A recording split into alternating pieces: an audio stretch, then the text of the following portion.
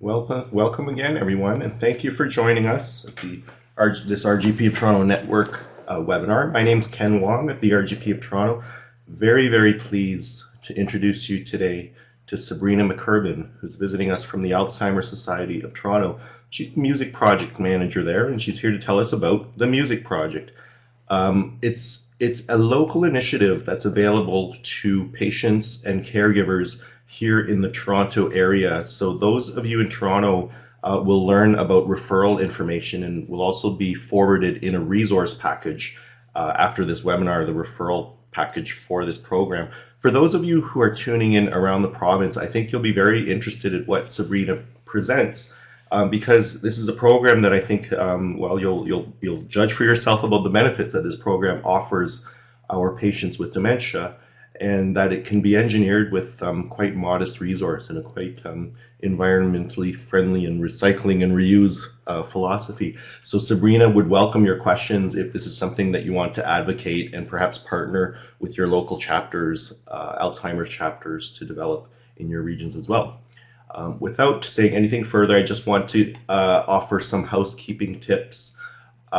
We will have some movie clips we'll be showing during this webinar, and just because of some limitations in internet bandwidth, some of you might experience some choppiness, but don't fret. We will be recording this session. We'll be forwarding the slides along with the evaluations to this webinar, as well as a recording that you can review later. And we can actually forward you the YouTube clips.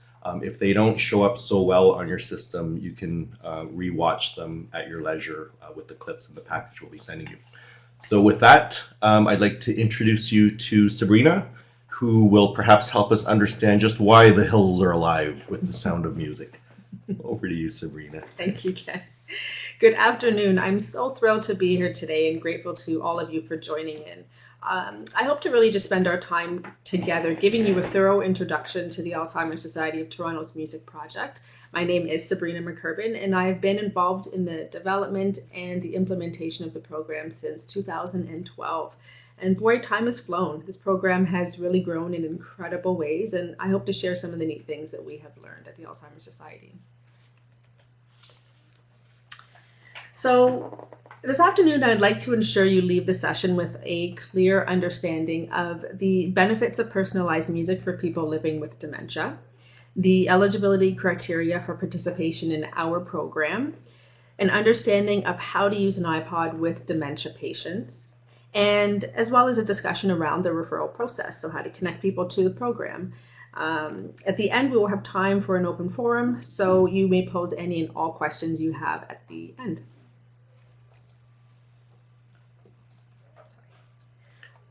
Okay, so I would like to start by gaining an understanding of who is in the audience today. So Ken, can we take a quick poll?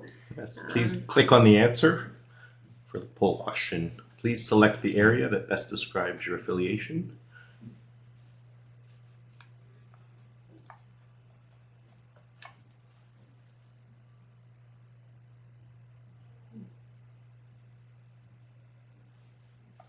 Great, we'll give you another 10 seconds to put in your answer and we'll show you the results.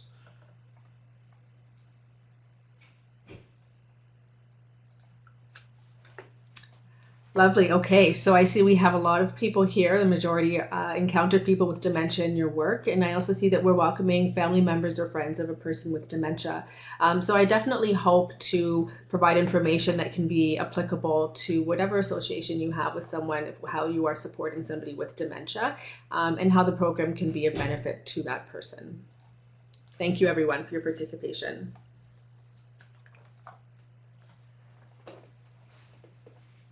So let's get started. Fact: one of the only activities that activates, stimulates, and uses the entire brain is music. And I find this statement is surprising to many, and yet many researchers and neurologists know this to be true. Music is an incredible stimulus which has the ability to activate more parts of the brain than any other. When we're young, music records itself in our motions and our emotions, and these are often the last parts of the brain impacted by Alzheimer's. So what we generally know about memory retention in relation to the progress of Alzheimer's dementia is first in, last out. So the oldest memories remain the longest, and music, which holds personal significance, will have the greatest impact. So think first dance at your wedding type of music, and these type of poignant moments that are really essentially tied to music, and that experience is recalled through music. Quick poll number 2. So Ken, can we do another quick one? Have you intentionally listened to music you enjoyed today? Yes, no, not yet?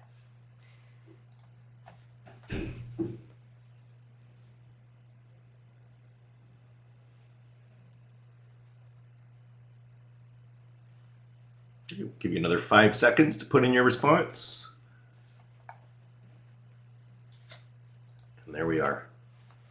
Okay, that answer is not surprising to me at all. Those results are great. So it's really interesting to see how we intentionally, and I put intentionally in there on purpose because, you know, we can be in an elevator and hear music, which is one thing, but really going kind of out of our way per se, or consciously making a choice to listen to music, whether it be in the car or whatever our mode of transportation is really great. It's great.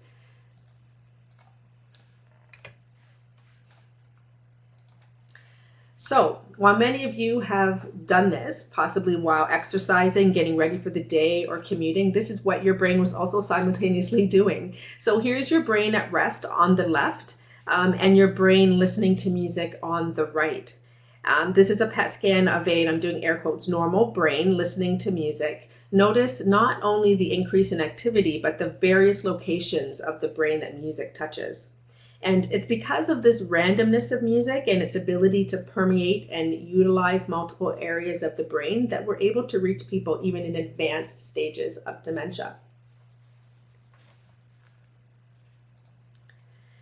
The brain jumps into high gear, essentially. And so when you pressed play, your mind began to utilize your sensory, auditory, visual, prefrontal, and motor cortexes, not to mention your cerebellum, your amygdala, and of course the hippocampus. So the center, if you will, responsible for marrying these moments to music and filing our memories away. Who knew Justin Bieber could do all of this?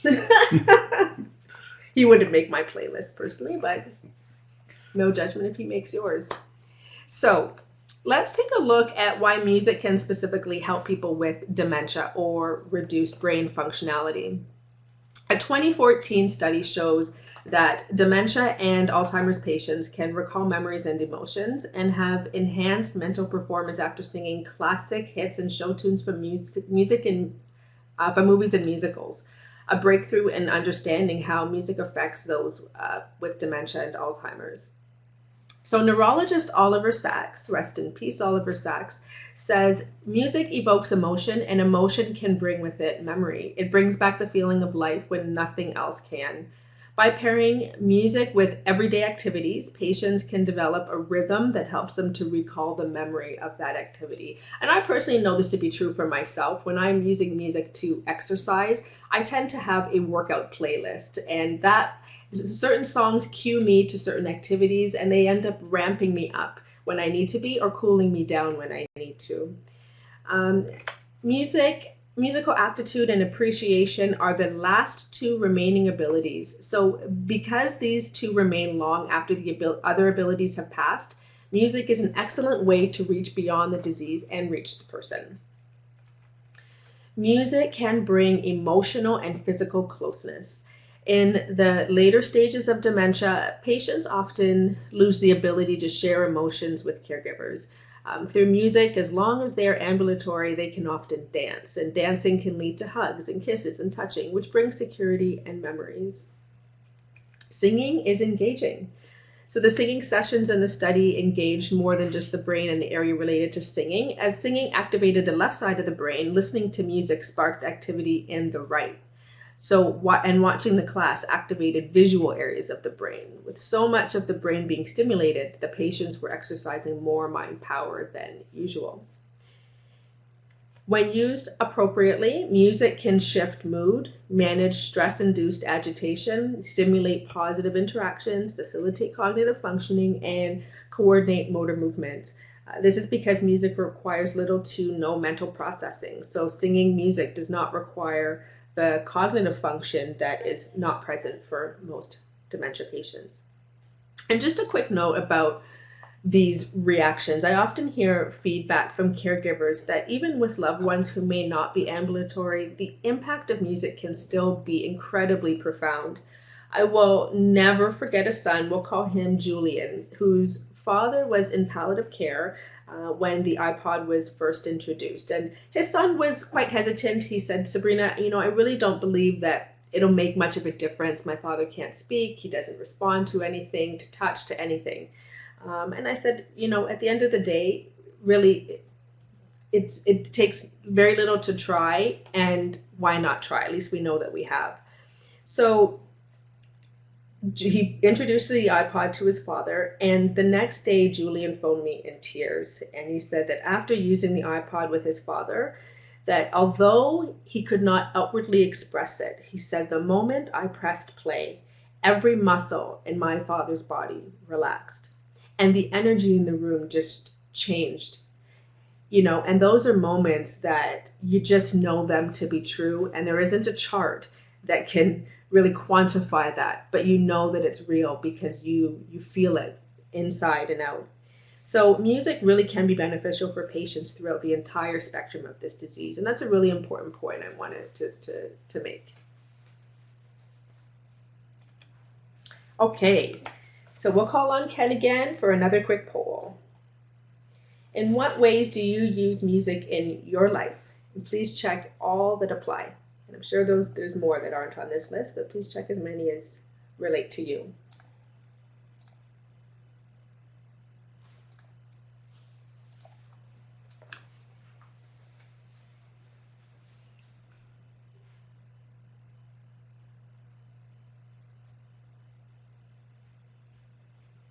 We'll take another 5 seconds and I'll reveal the results.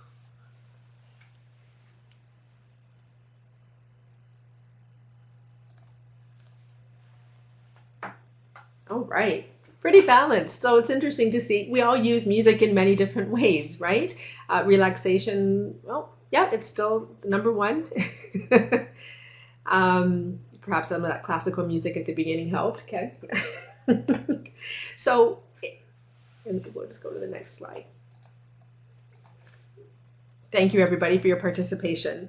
So we did see in that poll that we use music in a myriad of ways, and it really should be no different for people with dementia. We use it to motivate and relax, distract, and celebrate life. And so these are areas of life that can become less of a focus in institutionalized environments. So this program is intended to give you, healthcare providers and people who are just generally supporting somebody with dementia, the power to connect with a patient, resident, client, family member, or friend with the spontaneity and pleasure that music can provide. But the key is personalized music. So I like to call this the soundtrack of one's life. So as we go through life, we create a unique and deeply intimate playlist of our moments, which are tied to memories. And by recreating this playlist, it will have the deepest impact.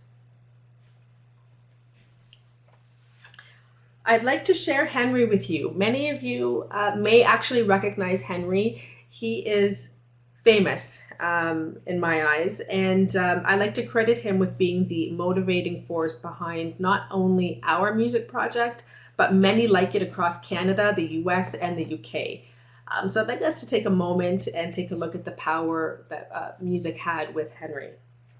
If you just bear with me a few minutes, I'm going to queue up a video for you to watch.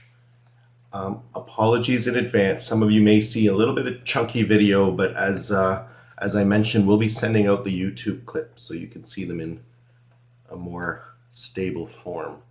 But with that being said,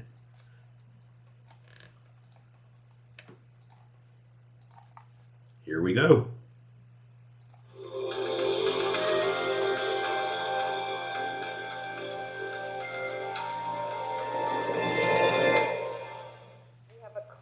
another video clip, and this is about Alzheimer's, and it's from a new documentary that's called Alive Inside. So let's watch it, and then we can talk about this. Henry is one of the 5 million people in America with dementia. Hi, Papa. Hi, Papa.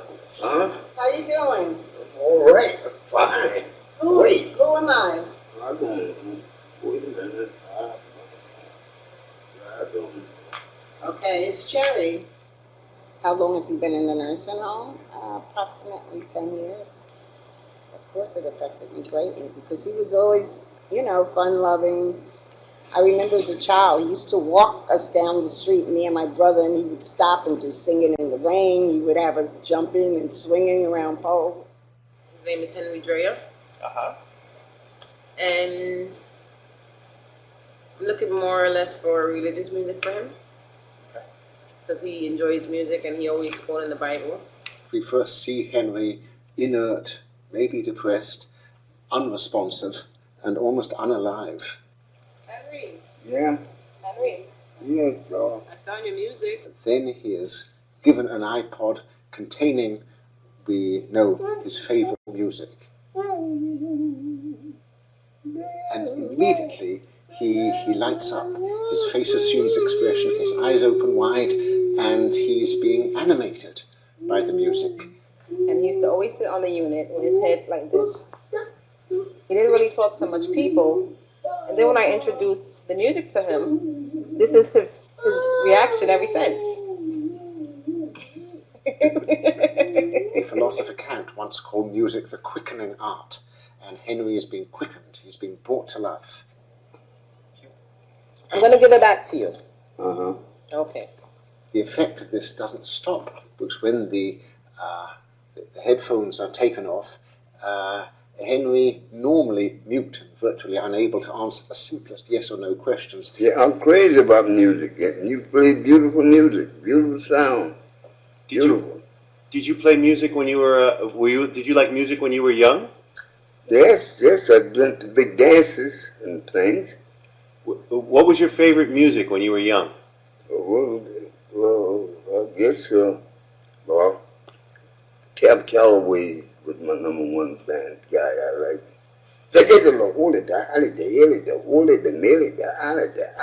What was your favorite Cab Calloway song? Oh, I'll be home there for Christmas. Oh, you can count plans on me with plenty of snow, mistletoe, present, wrap around your tree. Ow! So in some sense, Henry is restored to himself. He has remembered who he is, and he's reacquired his identity for a while through the power of music. Wow.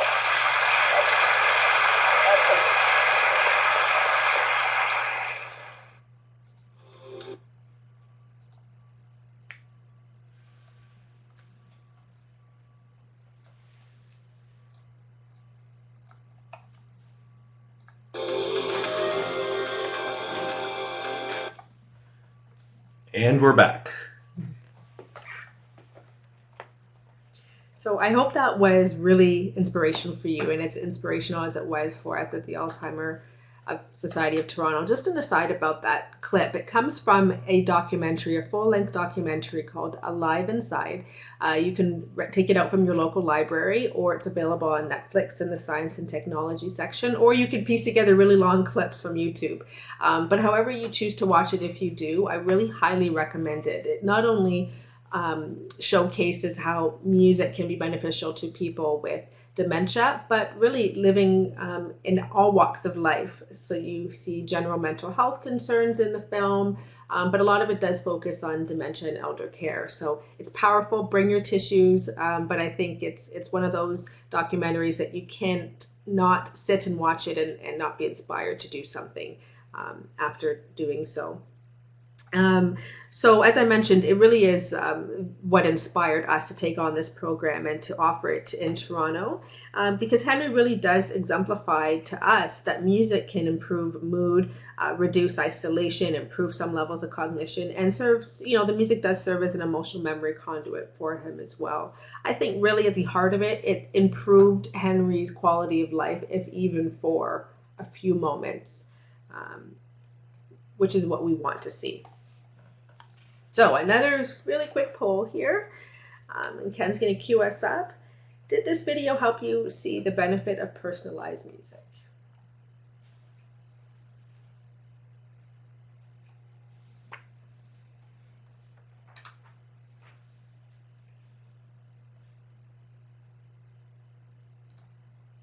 Brilliant. Okay, thank you, everybody. And if anybody is on the fence and still maybe thinks no, could possibly be an answer, your prescription is to go ahead and watch Alive Inside, and then we can ask the question again. All right, thanks everybody. So we'll go to what is the Music Project? So let's talk about what the program actually is. It is an entirely free program which offers personalized music on an iPod. The goals of the program are to simply reduce some of the behaviors that accompany dementia. So anxiety, despondency, wandering, sundowning, aggression, anger, resistance to care, etc. These are the things that we hope the music can help to provide, of course, without medication, and as quite a simple intervention that we hope to be able to help you connect your patients with.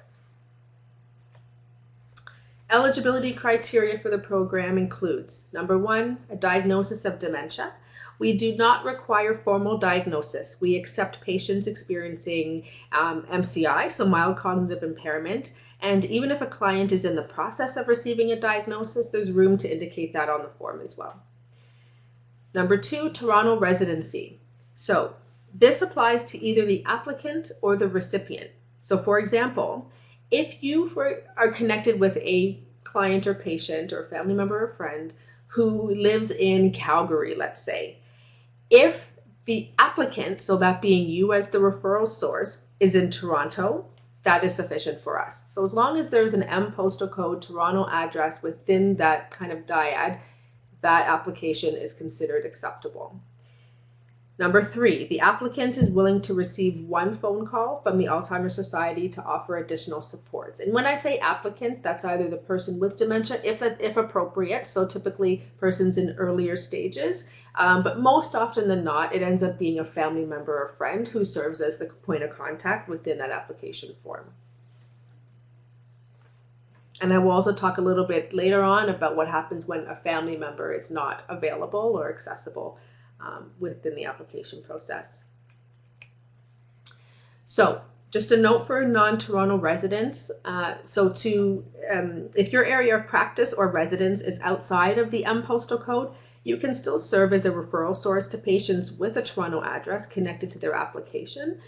So this can be through the patient themselves or say a family member or a caregiver as the contact. Additionally, an iPod program may also exist in your catchment area. So if you are, say, in the Hamilton-Halton region, for example, just to throw it out there, I do happen to know there's a program that is accessible through your local Alzheimer Society. So the first thing that I would offer, suggestion I would offer, is connecting with your local chapter to directly inquire about this. And then you can also contact me as a backup source of information as well about that. The beauty of this program, though, is really in its simplicity. So many families have simply been inspired or reminded of the benefits of music by hearing about the program or seeing clips of how it works. So they've also ventured to do so in their daily lives. The iPod really costs about $50, $55. Many, especially teenagers, have 1, 2, or 3 laying around in a drawer. So, it's really one of those things where if you can just rally some of those resources as well together as an individual, it's quite easy to make this program happen. There really isn't any additional magic that we add to it to make it work. It's just compiling the music and putting it in one space it's accessible.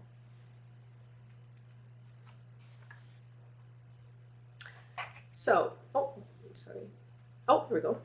So materials, what we provide. Again, this is a free program, so there are no costs associated with this program. So we provide an iPod shuffle, as pictured, the little blue square in the top left of the corner, top left corner of the screen. We provide over-the-ear headsets. The iPod itself does come with earbuds as well, but for many reasons, they aren't the best way to connect the music to patients. So we provide the over-the-ear headsets, all the charging cables, etc. that you need. But the most important piece is that we will set up and load the iPod with personalized music. So the iPod really is essentially meant to come ready, plug and play, ready to go. If you are a frontline professional and you're referring somebody to the program, that iPod will also come back with the client's name labeled on the back of the iPod. So if you are referring multiple clients, it may help that they won't get lost in the shuffle, no pun intended. Maybe kind of a little bit. So the program looks to engage not only the person with dementia, but we look to support their care partners and healthcare professionals like yourselves. So we hope to impact the client through a reduction of responsive behaviors, as we've talked about today, and provide an increased sense of wellness and safety. But consequently, you as professionals will likely experience inability to provide increased levels of impactful care and a reduction of stress. I mean, if your patients are more willing to engage with their, say, ADLs or at dinner time, whatever it is, I can only imagine that's going to make things a little bit easier. And I'm actually thinking now of a story from Mila Santos. She's an RN at TRI, who was chatting with me about a resident that they had, a patient that they had, who had quite a few responsive behaviors and would require sometimes 2 or 3 staff to engage him enough to have him, be ready for care. She said that once they've implemented the iPods, that's now down to needing 1 staff. And it really is just that simple of an intervention that you now have freed up 2 extra hands to do other things. So also care partners. So care partners have let us know that they have subsequently have an increased sense of resiliency. And we like to think that that's possibly through an increased care connections. So again, so that social work team on our side, connecting with them about our free educational programs and additional supports to help support them through the continuum. We like to think that care partners feel more connected socially because of that, because of those pieces. But overlaying it all really is the counseling. So the care partner connection is of the utmost importance to us at the Alzheimer Society. We really don't want to be in the business of providing an iPod and then that's it, full stop. We want to use it as kind of a soft entry point for care partners and people who are supporting somebody with dementia to really feel supported throughout the continuum of the disease. Sabrina, I think halfway into the presentation, you've already inspired some interest. Francine is asking us from the north whether residents in a long-term care setting in Northern Ontario could have access to the program. So my short answer would be, I certainly hope so, depending on whereabouts specifically you are in Ontario. I would offer, you can also connect with me. My email address is going to be shown at the end. You can let me know and I can see if there's a local chapter around you who is also offering a similar program.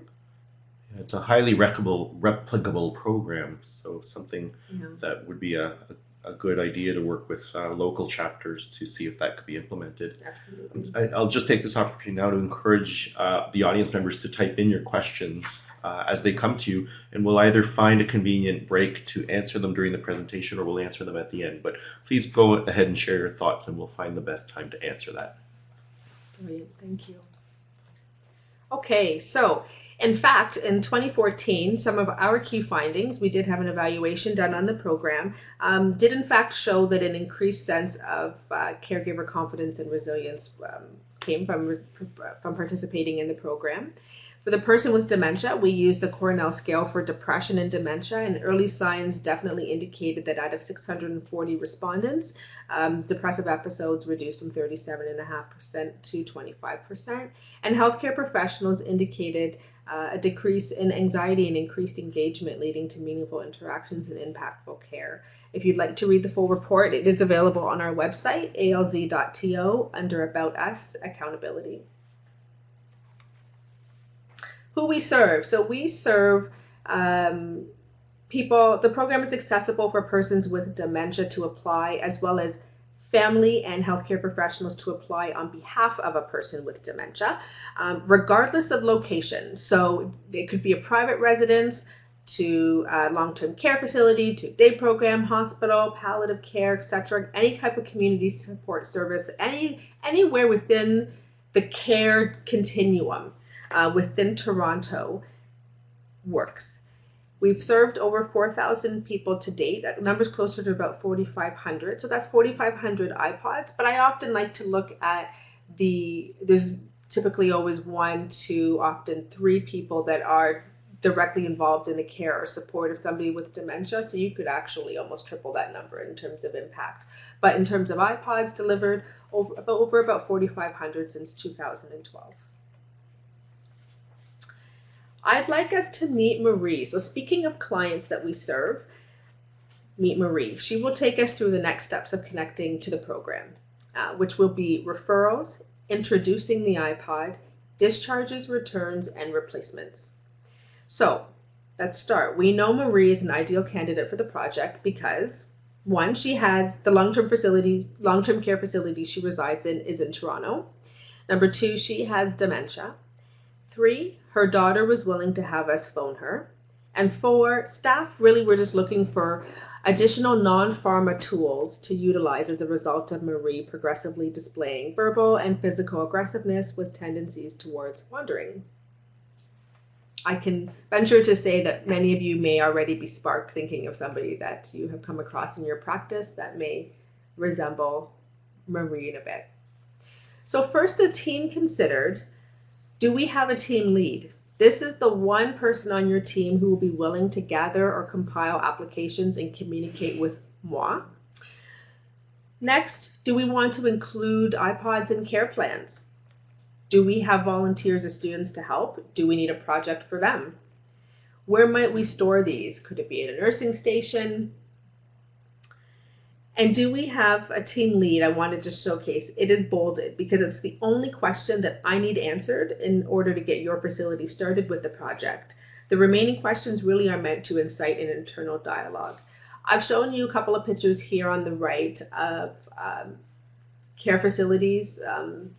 We have Amy top center with TRI. She's showing us how they have implemented a simple over-the-door shoe organizer. I think she said she got it at Walmart. It was $20. But what they do is they keep that in a central location at a care station, and they keep residents' iPods within those. So it prompts staff to remember that the iPods are there and they can be used for a particular resident. So that's also a neat way. When we provide the iPods, we provide them in baggies labeled with the client's name on them as well. So they can also just be kept in those Ziploc bags in the room, whatever is best appropriate, more appropriate for your location. And then they've also implemented just kind of a general power bar to keep them all kind of stored there, and they keep a couple of chargers constantly there. So, you know, they don't require a lot of maintenance. Charged maybe once a week will be just quite enough, and another innovative way to possibly store them as well in kind of a cubby. So again, sorry, just to go back to that, do we have a team lead would be the place that you would start, and we'll go over that in the referral process a little bit more.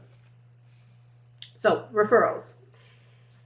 The team lead visits our website, which is alz.to. Under Healthcare Professionals tab, they selected the music project. There you'll find all of the downloadable forms and also direct online forms that you can utilize to submit your application. So we'll go through some of the referral process of this program using screenshots of some of the forms that you'll find on the website. Again, this information will be sent to you by Ken after the webinar, so you'll have the links that you need and also the direct PDFs for these applications as well. So the first form is the facility application.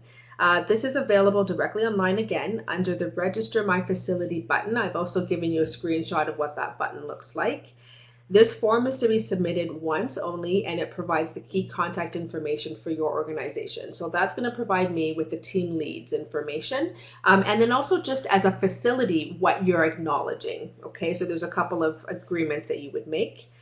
iPod shipping is free to you when you refer 10 or more clients. Okay, anything under that would require other modes of picking them up or having them delivered, but that cost would then need to be considered by your department. So really the goal would be, I would say, is to kind of capture and gather at least 10 applications and aim to send those over at any given time. So once you've got, I'll go back. So once the facility application is done, again, that's once only, you would send that in. You would next move to the facility intake form. So this is an application form for each individual client that you're referring. You're going to complete one of these packages per client. This is the downloadable version I'm showing you here, and this is just the first page. An online version can also be found with that blue button, the Refer Additional Clients button there. The downloadable version, in my opinion, is better suited if you have family who would like to complete this, which is actually a big part of it that I would like to say we really encourage. So if the patient themselves is not able to relay some of the information to you that we would need to have completed in this form, the next best bet would be the family member would help, in particular around the music selection piece. So a quick note, in cases where required verbal consent, even from the PGT or POA, is acceptable. And you'll find the consent form on page 3 of this form. So here's a look at the final page of the application form, the music selection sheet. This form is intended to be completed with a family member or the person with dementia. It is not at all exhaustive, so it really is a snapshot of kind of some of the common requests that we see, but we utilize iTunes, which has a database of over 37 million pieces. So, when we're talking about any genre, era, cultural, or language preferences, we are able to meet those requests. And we've had anything from the Quran to Romanian folk music from 1920s, right? And so we're really able to kind of access that. So we really encourage clients or family members to be as specific as possible around the music that they would like. And we generally look to provide around 150 songs, sometimes up to 300, which sounds like a very daunting task. So I usually recommend that if you can come up with about 8 to 10 artists to start, then that is generally going to get us to that number and get us there. So what most referral sources do, which you would be the referral source, is you would provide the form to the caregiver in many cases to complete it, return it to you, and then the lead would submit it to me. So your role is really just kind of the connector to the program in this sense and providing them the form directly to be able to complete. To quickly sum up that referral process again, you have the intake form done with a patient or caregiver. The team lead would submit the form to me, typically through fax, and average completion time is 2 to 4 weeks. We strive for a lot less than that when coming from a hospital setting because we are aware of the transition that clients may be in, and they may be here for a week and gone within that. So we really strive when we see it comes from a hospital setting to make that closer to 1 to 2 weeks on average. Our social worker then connects with the family to provide information about free supports or services available to them. So the process I have just described is for the traditional delivery of the program, so individualized and personalized iPods. We also can offer general use or community iPods. These are still required to be used for people with dementia and can be appropriate for clients of high need or in a state of transition. So we provide a maximum of 2 iPods per unit. Extra headsets are not provided, so that would be an additional cost or consideration on your part, but we will provide them. A minimum of 10 individual clients on that unit must be referred to qualify for these. These will look similar to the ones you see depicted here. So the main difference is that they will have a screen. So they will allow you to scroll through the selections that you can choose. You can choose from a variety of music to have a good mix that may be representative of the clients that you tend to see. So this application can be obtained directly from me, but would only be accessible once you refer 10 units. So I'll just move along quickly, or I'll speed up. I'm just conscious of time here. So you've applied for the program, you've submitted referrals, and you have your first set of iPods. So now what? So you have the iPods. I've given you a quick picture here of what the front of the iPod actually is, and you can see that it is an extremely simple unit to operate. It doesn't require a ton of maintenance to keep it charged. And I must say, for the majority of clients receiving their iPod, the first time is often powerful and goosebump inducing. So it's one of those things where you press play, you see the impact of it. These clients may willingly receive their iPod, be eager to listen to music and enjoy it for extended sessions of listening. And I'd like us to take a quick look at how Emily with Kensington Gardens showcases how she utilizes the iPod with her residents and introduces the iPod this isn't the first time with this client, but oftentimes this is how she would introduce it to a resident. So you'll notice your screen's gone gray. We're transitioning you to our second movie clip.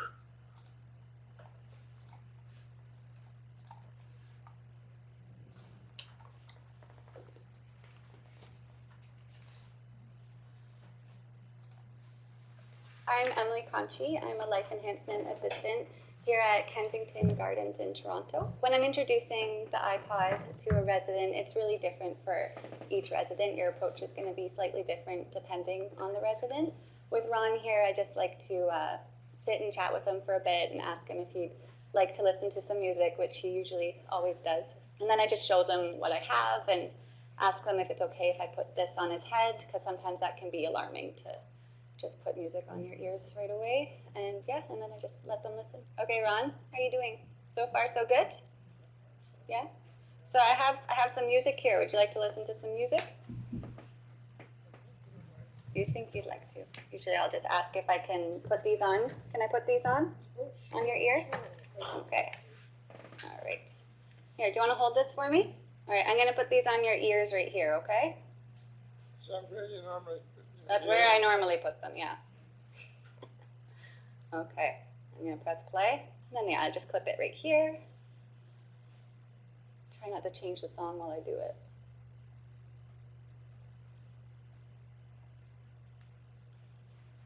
I'll just put that behind them so it doesn't get in their way, and yeah. There we go.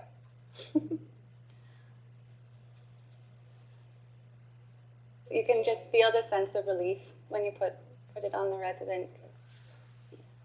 So when I'm taking it on and off, I just try to stretch it as far as I can so it doesn't get stuck in their hair, because sometimes that'll pull and it might hurt a little bit. Good.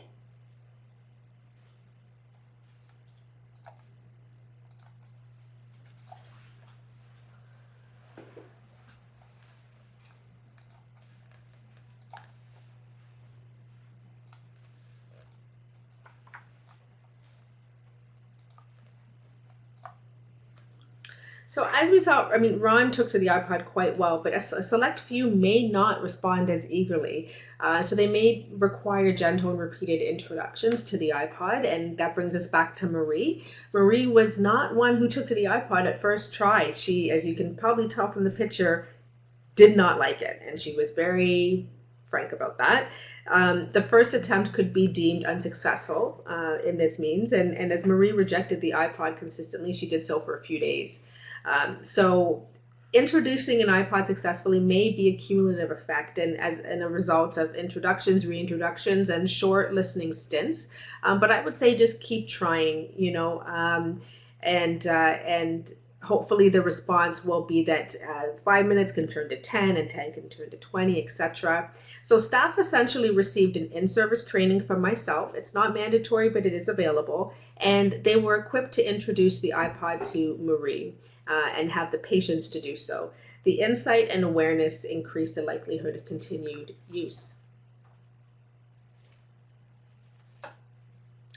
Very quickly, I'll just touch on this. So using a personalized playlist, some of the pieces that, and this can be also talked about further in additional training sessions, would be to, number one, identify appropriate times. You want to make sure that the setting and test the listening durations with each patient, because they will be different. In terms of delivering the iPod, in the sense of how the iPod is introduced at each and every listening session, you want to check the volume, the fit of the headphones, and note for overstimulation. You want to respond, so it's not meant to put the iPod on and leave a resident. It's really to be used as a means of engagement, so to be present, observing the responses, and it goes without saying that tears are not always a negative response. It could be a great opportunity to ask questions, learn more about what memories that music may be inciting, etc. And connect. So where possible, the music can and should be leveraged to incite activity. So family also appreciate the music during visits and use it for increased engagement. And then here we are with Marie. 3 days later, she was listening to music for 20 minutes. She took the iPod to bed before you knew it and listened for 30 minutes. And then before we knew, she was over an hour of listening. And she had help along the way with students and volunteers like Sarah here pictured on the right. Couple tidbits. Discharges. iPod follows the client. It's not to remain at the facility. The iPod is meant to follow a client through the duration of their continuum of care, I guess, essentially, if you will. There is not any additional paperwork required from our perspective. We only ask that in case of a patient's death, that you do inform us, so that we're not contacting family for feedback on the program. It's a touchy, sensitive issues, you can imagine. We have prepaid mailing labels that are available on our website to return iPods in an event like this as well. In regards to loss, theft, or breakage, we replace iPods once per client in terms of loss and theft. No questions asked. Breakage will replace as many times as necessary. And we also have website downloadable forms on our website, which is alz.to, to deal with those pieces. A couple of takeaways here as well.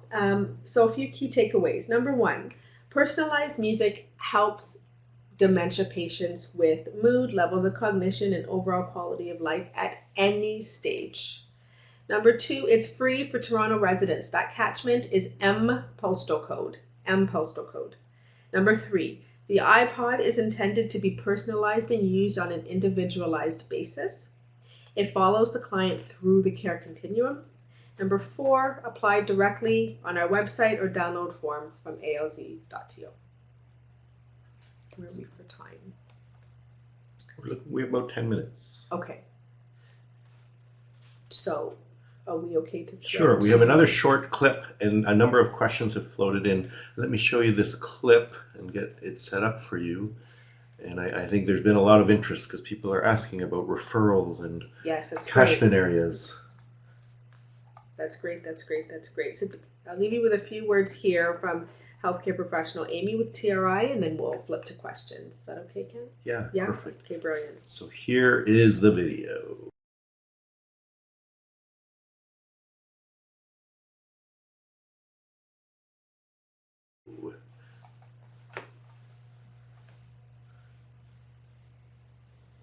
So I think for other facilities that are considering starting to use the iPods in their programs, I think they should just be aware that it's really low risk. There's not a lot, wrong that can happen. In the worst case scenario, someone doesn't like the music and they just take the headphones off, and you know that it's not helpful. There's no cost, which is obviously a great selling point, especially for the caregivers to know that there's no cost to them for joining the program. And I think for the overall team, it's just very helpful to have another tool, especially when you're dealing with responsive behaviors in dementia, no matter what setting you're in, whether it's in acute care or in a rehab context, that it's another tool that you can use to address some of those behaviors. And it's low maintenance, it's low, it's not a lot of work to really turn on an iPod and put it on. And at the end of the day, I think it actually reduces the workload on staff because, for some of the patients without having the music, they're going to become more and more agitated, more restless, and that will require more staff intervention at the end of the day. So I think the music can really help to reduce the workload on the staff because the patients are happy and they're content, they're in a good mood.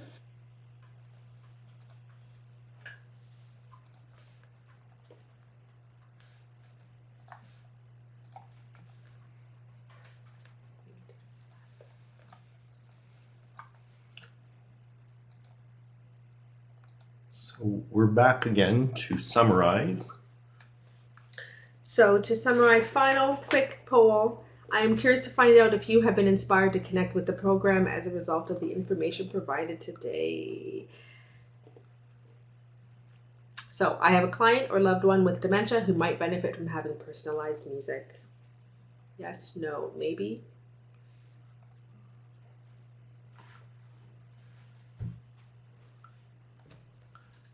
Again, another 5 more seconds and we'll do the big reveal.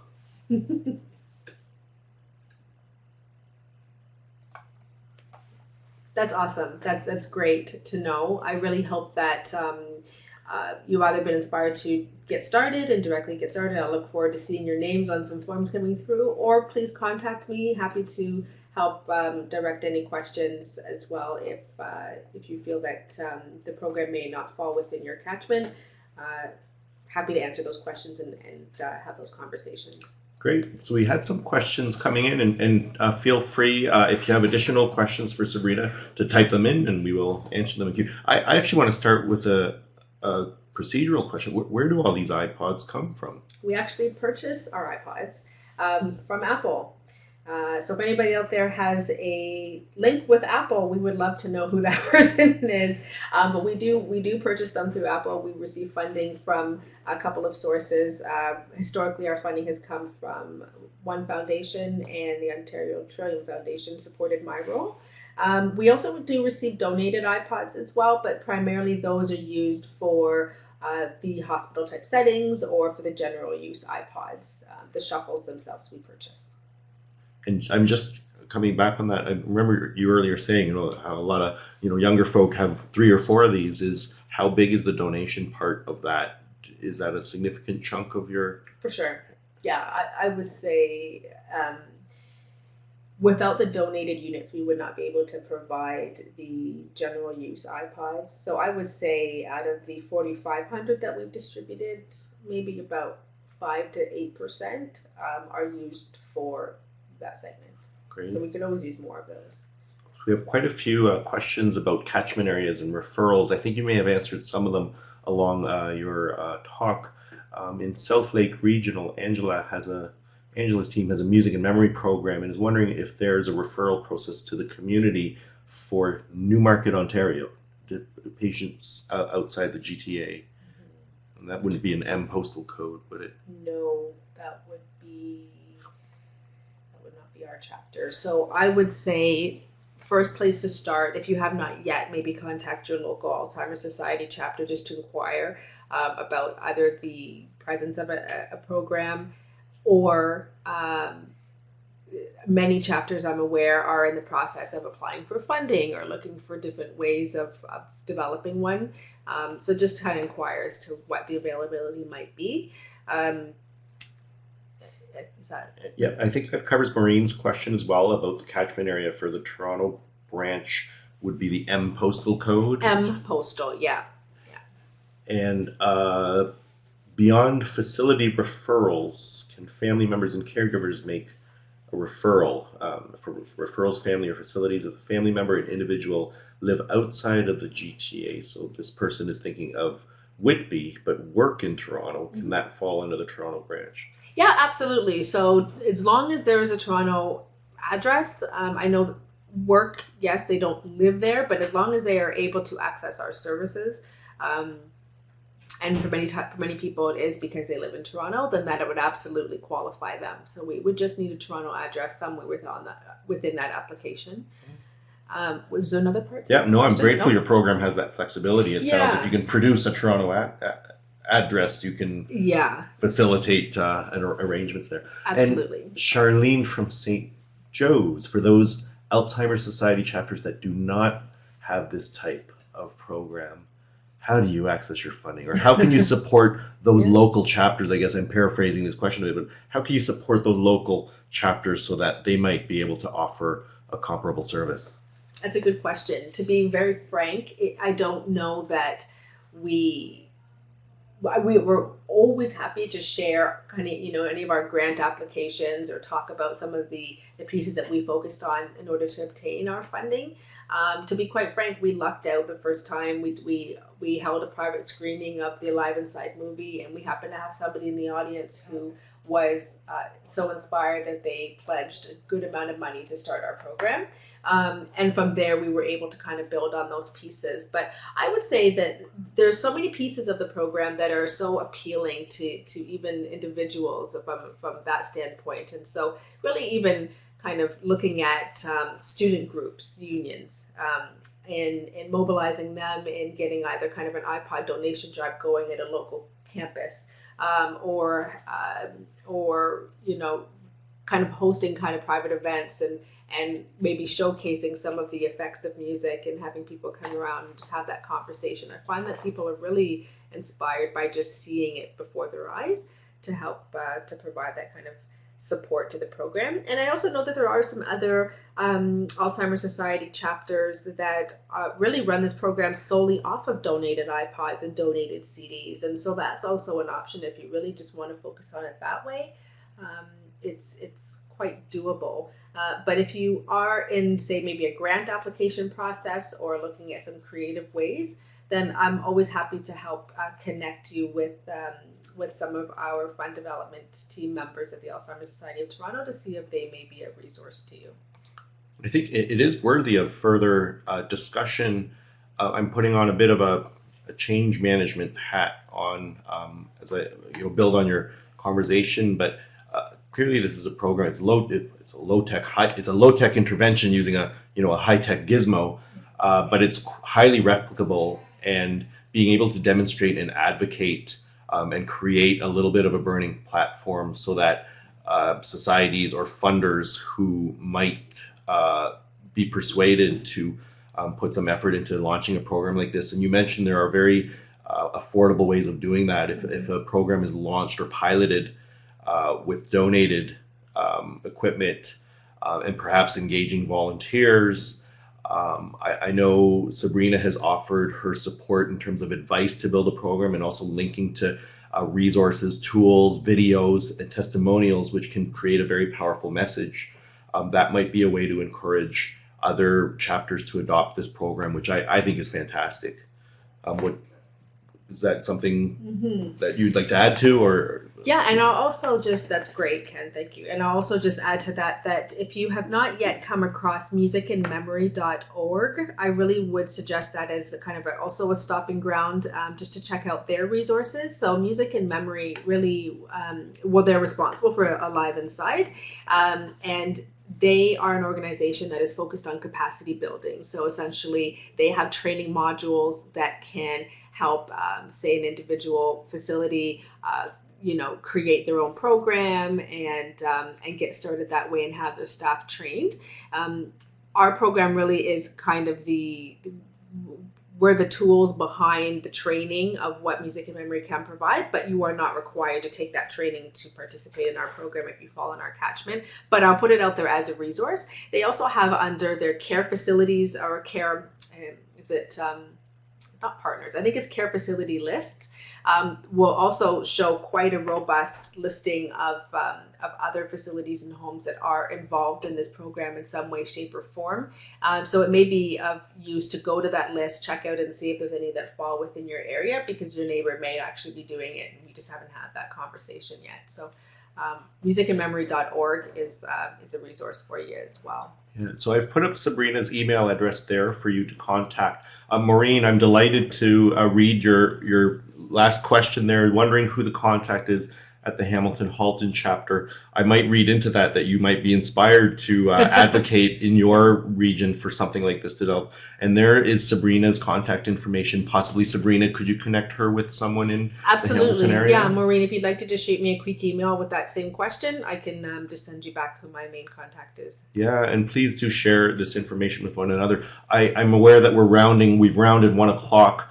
If there are any further comments, please feel free to type them in. We'll be here just for a few more minutes, but thank you all for attending this webinar. Thank you, Sabrina, for visiting and sharing this information of this high-tech, low-tech program that I think is wonderful.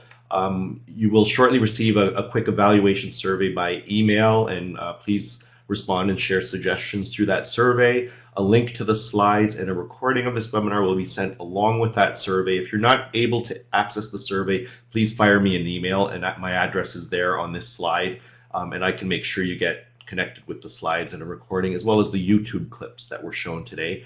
And stay tuned. We're recruiting our next presenter, and in roughly a month's time, we will send out your contact information details for the next RGP of Toronto Network webinar. Thank you once again for attending. We enjoyed sharing this part of the afternoon with you. And with that, if there are no further questions or comments, we'll look forward to hearing from